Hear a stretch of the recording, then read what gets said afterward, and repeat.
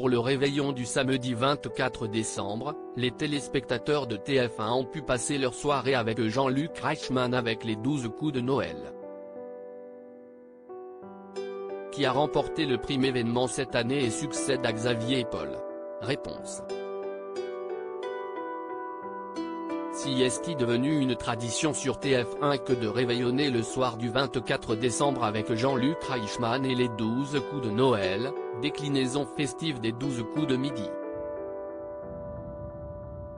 Les téléspectateurs ont pu se divertir tout au long de la soirée notamment grâce à un medley des plus grands succès du chanteur Taïk.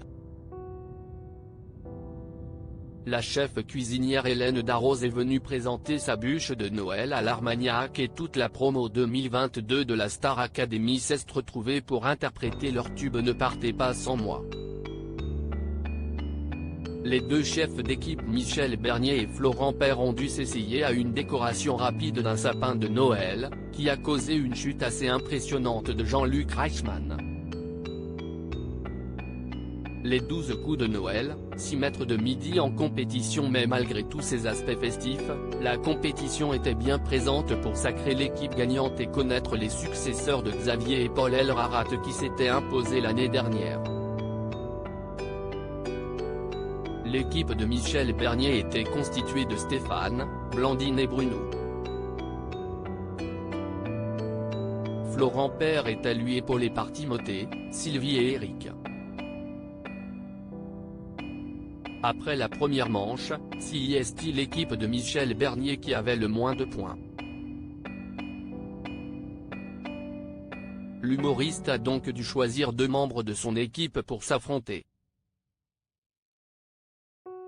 Elle a choisi de préserver Stéphane, le champion en cours dans l'émission, et ce sont donc Blandine, l'hôtesse de l'air, et Bruno, le recordman de l'émission, qui ont joué l'une contre l'autre au buzzer.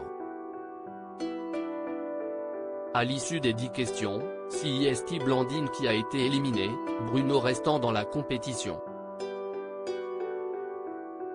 Lors de la manche du coup par coup, l'équipe de Michel Bernier a réussi l'exploit de ne commettre aucune erreur. Florent Père a protégé Eric, et a envoyé au duel Sylvie et Timothée. L'agriculteur a réussi à éliminer Sylvie qui termine donc 5e de ce prime. Les 12 coups de Noël, un coup fatal final entre Bruno et Eric comme le veut la tradition, ce sont les coups fatals qui ont clôturé l'émission. Chacune des 2 équipes était à présent constituée de leur capitaine et de 2 maîtres de midi. Ce sont d'abord les 2 chefs d'équipe qui se sont affrontés. Florent Père a réussi à venir à bout de Michel Bernier. Timothée et Stéphane ont enchaîné, et c'est Timothée qui a vaincu celui qui est toujours en compétition. Le dernier coup fatal opposait Bruno, l'actuel recordman du jeu, à Eric, actuellement numéro 2. C'est finalement celui-ci qui s'est imposé, offrant la victoire à l'équipe qu'il formait avec Florent Père et Timothée. Je veux saluer mon neveu Fabien qui se bat contre la maladie, a sobrement déclaré le champion. À lire aussi les 12 coups de midi, Stéphane fond en larmes en évoquant le décès de son père face à Daniel Guichard.